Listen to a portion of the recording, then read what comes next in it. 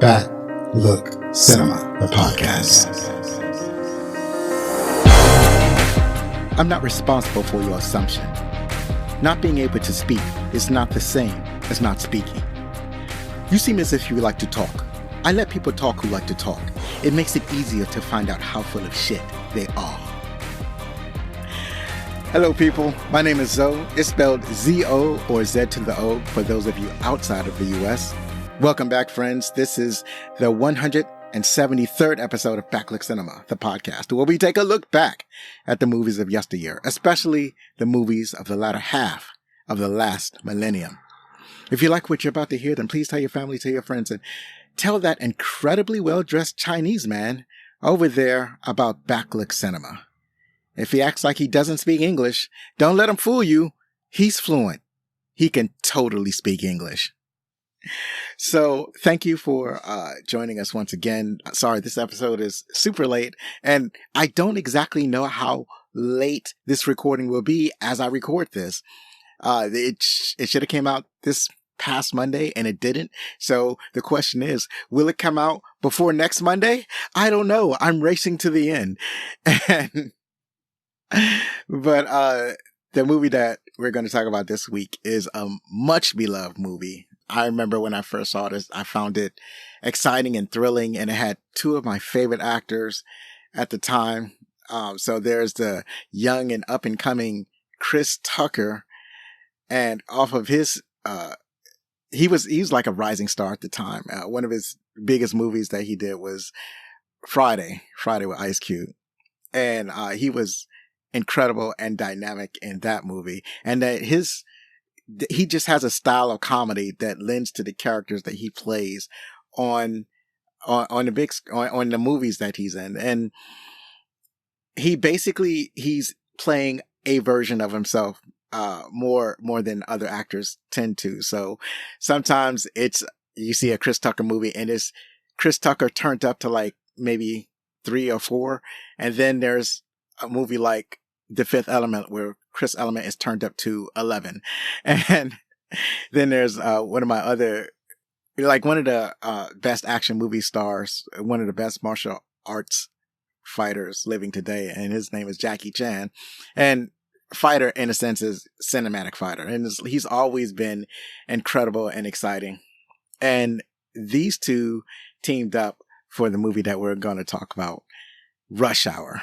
And I don't remember when I saw this in the theater, but it's likely that I've seen it a bunch of times at home. I mean, I'm pretty sure I saw it in the theater, considering when it came out back in the late 90s.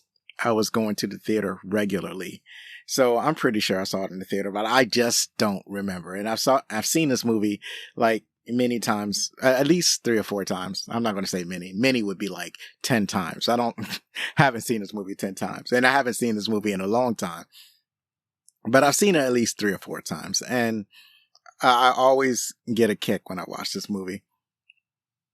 So let's get over to the opening credits.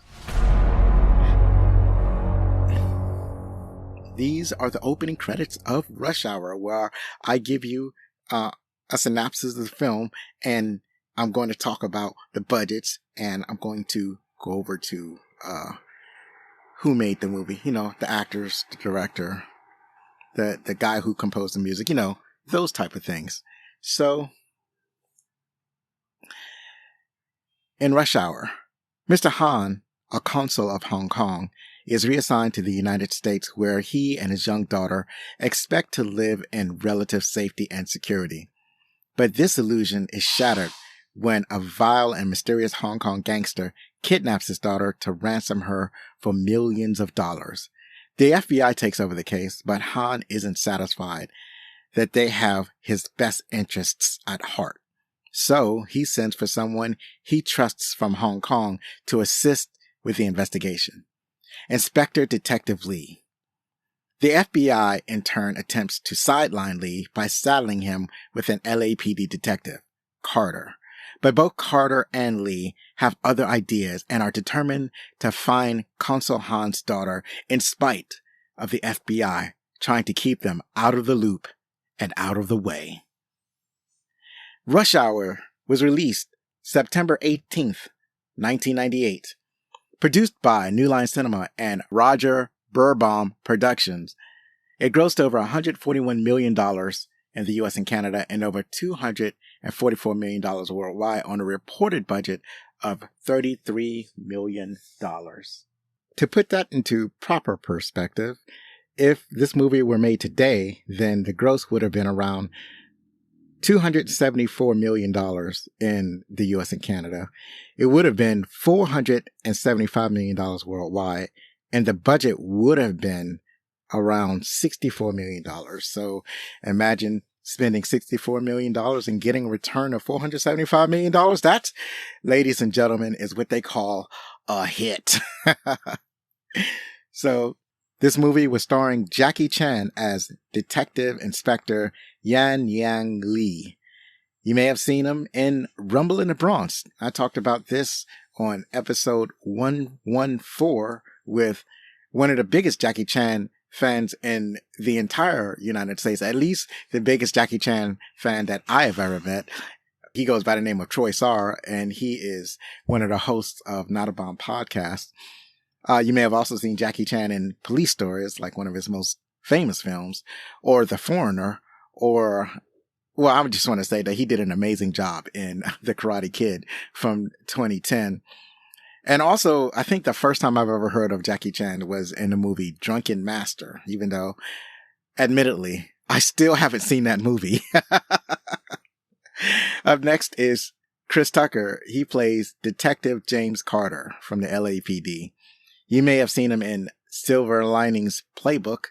One of my favorite movies he's in is The Fifth Element. He's also been in Jackie Brown, which I don't remember.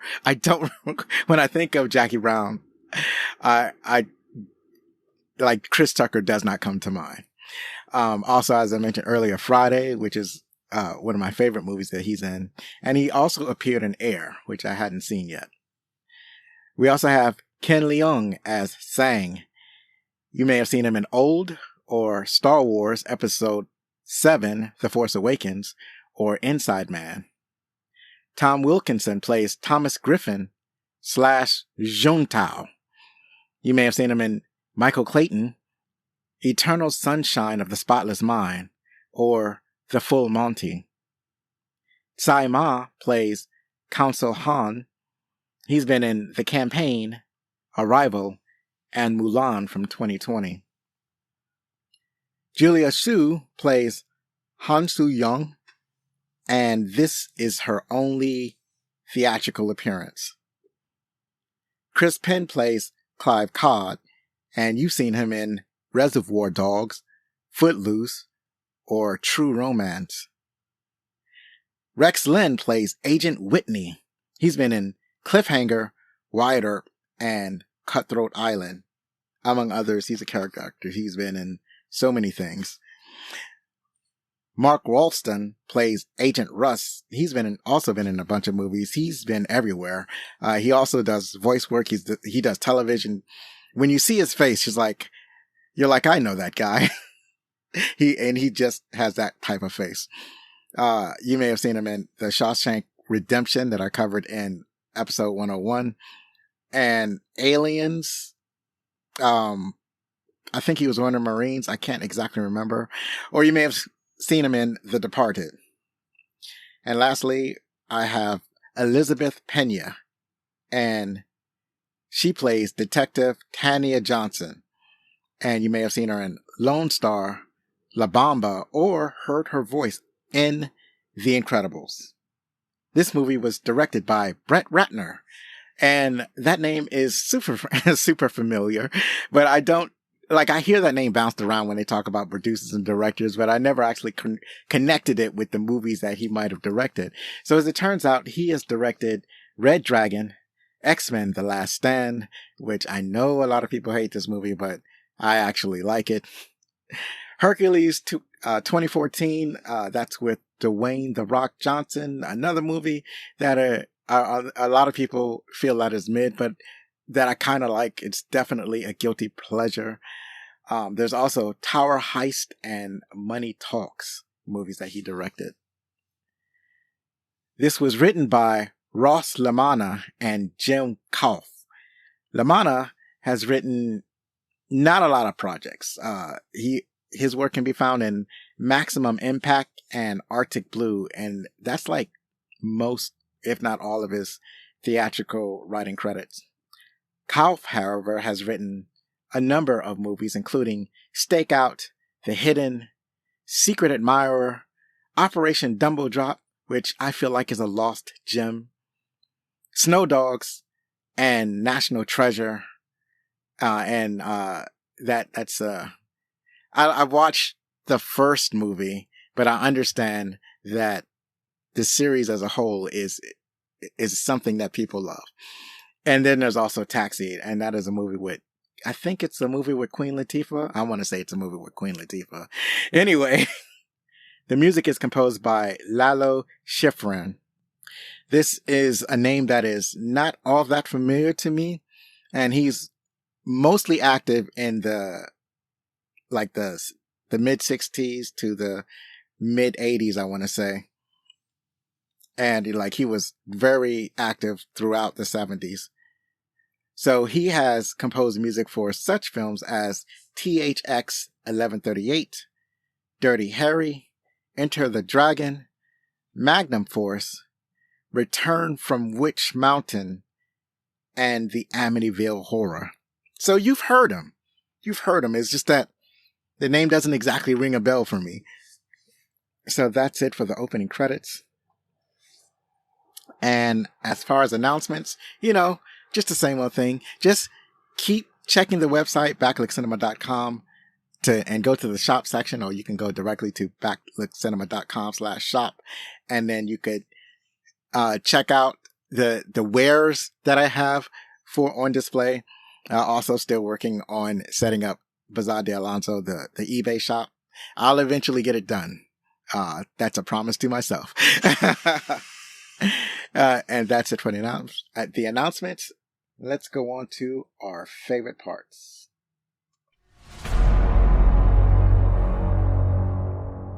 So, this is one of those movies where there are far too many favorite parts that I have in this movie that, and I'm not going to name them all. I'm pretty sure you have a bunch of favorite parts in this movie, and I'm probably going to miss one of your favorite parts. And a lot of these I'm going to speak in general terms.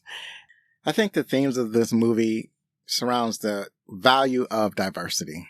And you got a lot of these films in the 90s, and a lot of TV shows that express a need for us to value our differences, to value each other's culture. And this is a movie where two cultures collide, and it follows the subgenre of the buddy cop, where you have one really off base, really goofy cop that's paired with a more of a straight-laced, by the books, rule following cop.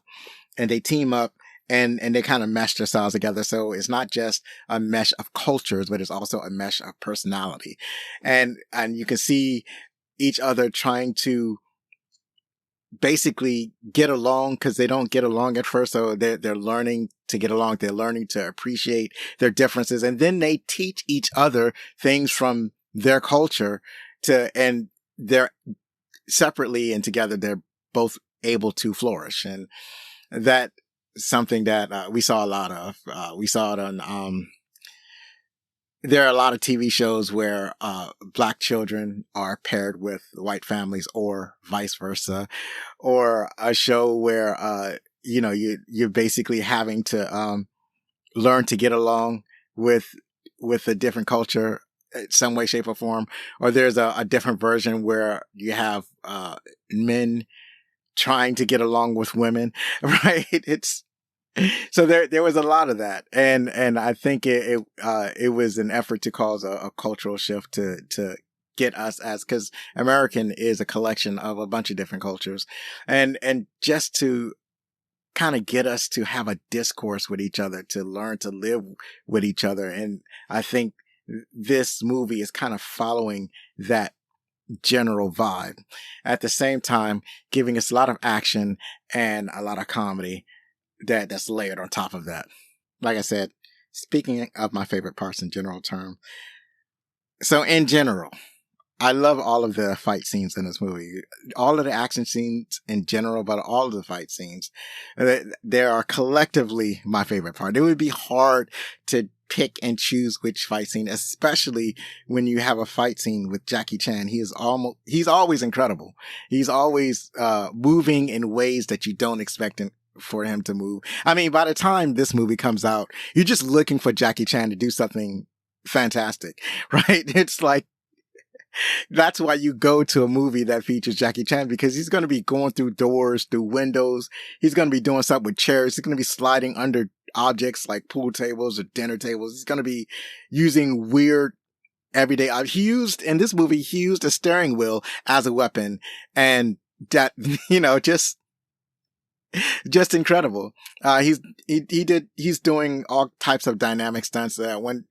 In one scene, he's riding atop, he's trying to get away from, Chris Tucker's character, and he's riding in a double-decker bus, and in his effort to get away, he kind of, the top of the deck obviously doesn't have a roof on it, so people are just sitting out in the open, and so as they drive under a street sign, Jackie Chan, he reaches up and he catches a hold of the street sign, and that's how he gets away from Chris Tucker. And like stuff like that is exciting and unexpected.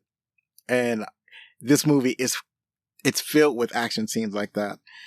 So like the first action scene, is in Hong Kong, and Jackie Chan's detective Inspector Lee is going against a bunch of gangsters. And, it's mostly not even a firefight. It's mostly done with him just punching people out, because he's going in like he's stealthily invading the enemy's territory, or the gangster's territory, and punching him out. And it's only at the very end, when he gets caught, that people start shooting.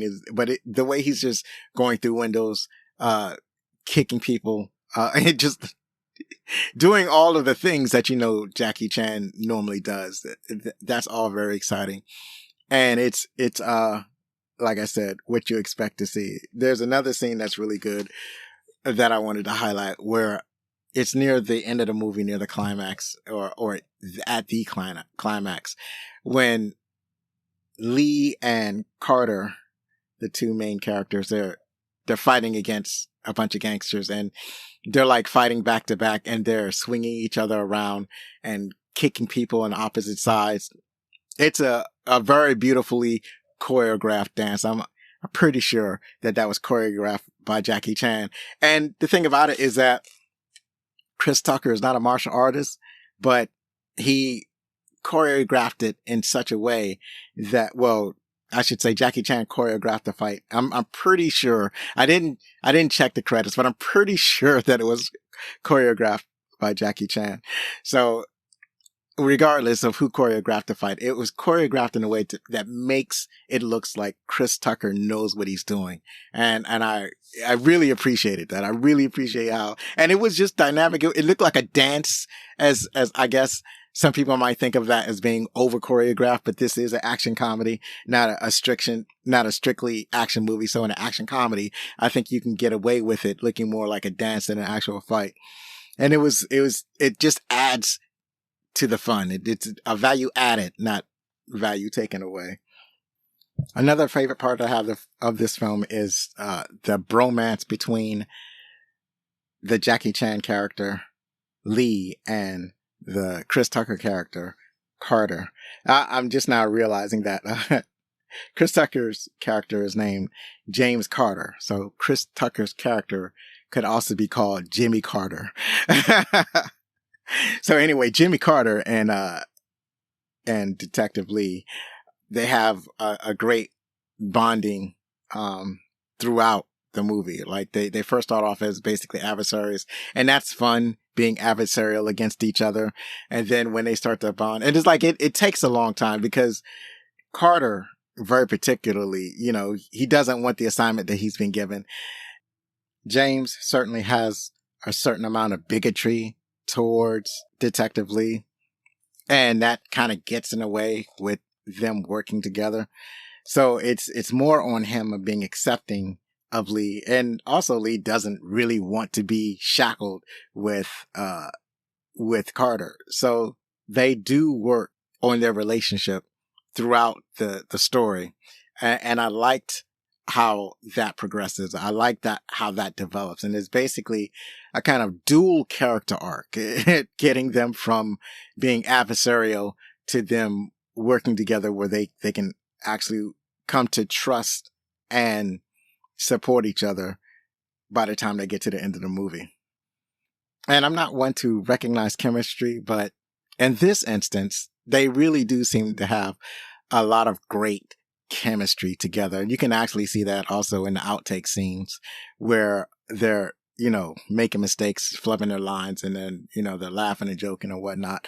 So you really get a sense that they enjoy working with each other, and that, they've made 3 of these movies, and it looks like they might even make a 4th one. So I get it. You can really feel the camaraderie that they have on screen together. They just go good on screen. There's a point where Jackie Chan's character is like, he hears the song War on the radio and he starts singing War. And that was one of the things that had basically kind of caused them to start bonding over this song. So, and that was a pretty cool scene. So yeah, this coming together of these 2 diverse characters, that I really enjoyed that.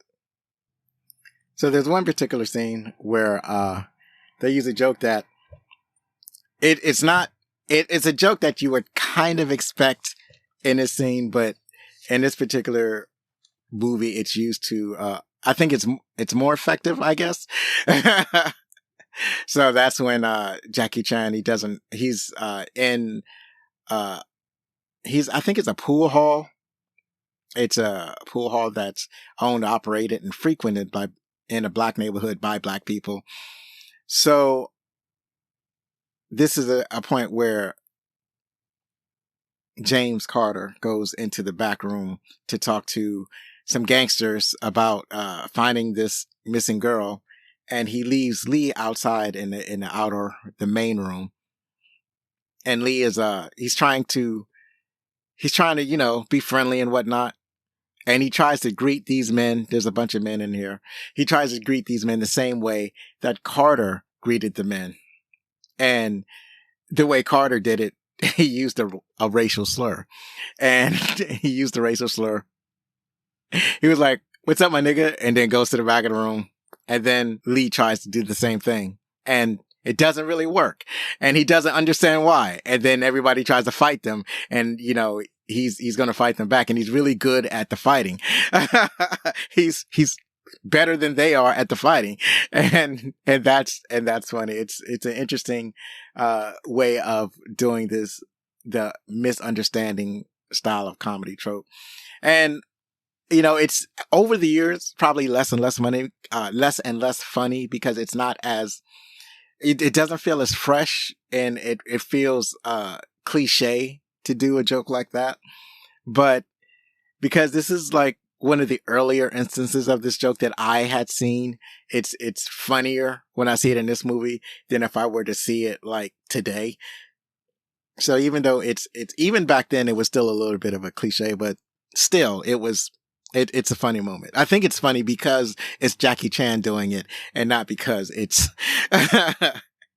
and not because it's somebody else. I think this is, at least in my case, a very particular circumstance where this is really funny.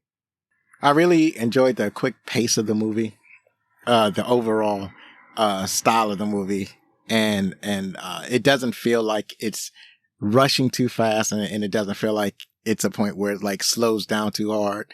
It's just the right pace for this type of action comedy. So I really enjoyed that. It's like I enjoyed and I appreciated that. I appreciate you not wasting my time.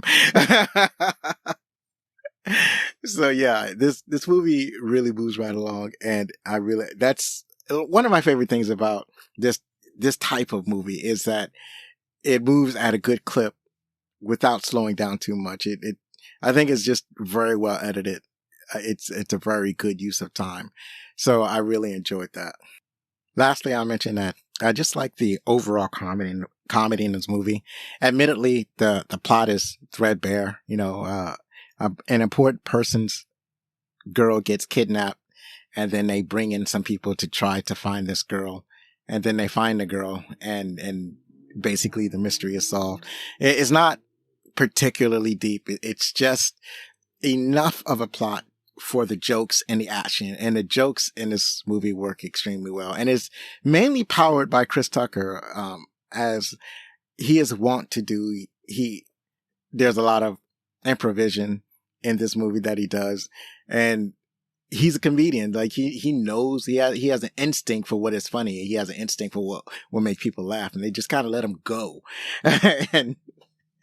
and do what he needed to do to make people laugh. And like there's a particularly funny scene, and I don't know if this is improv or if this is written in the script, but there's a particularly funny scene. I mentioned the pool hall fight that Jackie Chan does with the patrons of the pool hall. And while he's fighting, Chris Tucker is in the back, and he's talking to these gangsters, but it turns out, and he's like, when he first comes in, when he opens the door, Jackie Chan is right beside him. And so, he's acting all tough and whatnot. And then he tells Jackie Chan to wait in the main room, closes the door to the back room. And then he goes over, and it turns out that this is his cousin. It's like he's a gangster, yes, but it's also his cousin. And so he's not asking a stranger for help. He's asking his cousin for help and trying to find this missing girl, because his cousin has ties or knows things about what's going on in the criminal underworld.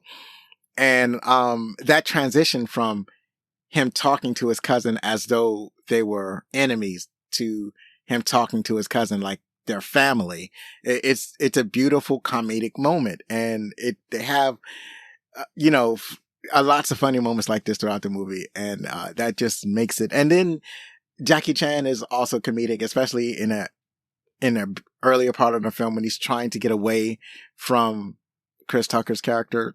So it's a beautiful blend of action and comedy that I really enjoyed. And so the comedy in this film really works. The jokes they do what they're supposed to do. The jokes are funny, and I laughed. So that works out.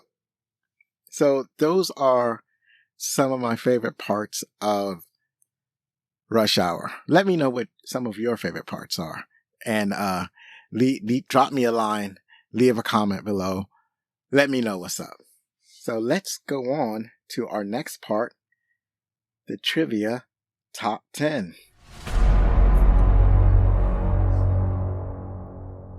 So I got some trivia here. The trivia is from IMDb. Hopefully it's mostly accurate. I'm going to put it on faith that is accurate. So in the first place, according to director Brett Ratner, this movie was the first movie to be released in the US featuring Jackie Chan in an English-speaking role without any kind of dubbing. According to Ratner, before this movie, Chan always had his voice dubbed over in his English-speaking roles because of his uncertainty in speaking the language. However, Chan spoke in his real voice for his previous Hollywood films, Battle Creek Brawl from 1980, The Cannonball Run from 1981, Cannonball Run 2 from 1984, and The Protector from 1985. For this movie, Ratner claims to have convinced him to forego the dubbing as it would lead to the authenticity of his character. Chris Tucker improvised much of his dialogue as he normally does in his movies. According to director Brett Ratner, during the scene at Grumman's where the detective Carter bribes Stookie for information, there is so much improvisation between Tucker and John Hawkes that they almost did not think they could edit it together as a coherent conversation. There are still continuity errors in the dialogue for this reason. This film inspired the creation of the website Rotten Tomatoes. The site founder, Sin Dong, was a big Jackie Chan fan and built the website to collect reviews for all of Chan's Hong Kong films as they were being released in the United States. He coded the site in 2 weeks, putting it up shortly before the release of this film. Rotten Tomatoes is now one of the most notable sources of movie reviews, and its tomato meter rating is used to judge a film's success and used in advertising and award promotions. And it's definitely a resource that I use when I make this show. Elizabeth Pena played a prank on director Brett Ratner, in which she appeared on a set wearing nothing but her character's bomb squad vest. According to Pena, she thought Ratner would laugh, but instead he was extremely nervous and embarrassed. All I can say is, wow, I would have liked to have been on that set that day. Martin Lawrence was the original choice for Carter. Eddie Murphy was offered the role of Carter, but it turned it down to make Holy Man from 1998 instead. Dave Chappelle, Will Smith, and Tupac Shakur were considered for the role of Carter, and I think Wesley Snipes was approached too. And the earlier concepts of the film envisioned Martin Lawrence teaming up with Chris Farley. Many news reports connected Farley's not making this movie to his tragic death in 1997. In fact, Farley and the production for this movie had decided a few years earlier not to work together on this movie, as they already leaning towards the ultimate casting choice for the two leads, one Asian actor and one black actor. Farley's downward spiral in real life covered roughly the same time period that this movie was made. Brett Ratner was a big fan of Jackie Chan's Hong Kong movies.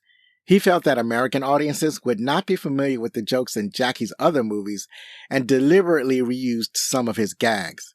For example, the scene where Inspector Lee accidentally grabs Johnson's, that is Elizabeth Pena's breast, is reference to Jackie Chan's film Mr. Nice Guy. Jackie Chan said the scene where his character first meets Chris Tucker's character was very similar to the first time the actors met in real life at the offices of the William Morris Agency. Chan said Tucker was talking so fast that after the meeting ended, Chan told his manager, "I don't understand any of the words coming out of his mouth," a line that was used in the film. Probably one of the best lines in cinema history. Do you understand the words that are coming out of my mouth? Finally, after filming and editing was completed, a rough test cut was shown to audiences who demanded more Jackie Chan action scenes. The crew went back for a few more filming days and added in the scene where Chan fights multiple bad guys during the closing confrontation and the giant vase scene. Oh yes, the giant vase scene where he's trying to save this priceless Chinese vase while he's fighting. And that was funny. Mainly funny because the vase broke anyway. So that's it for the trivia. And now we see what the critics thought.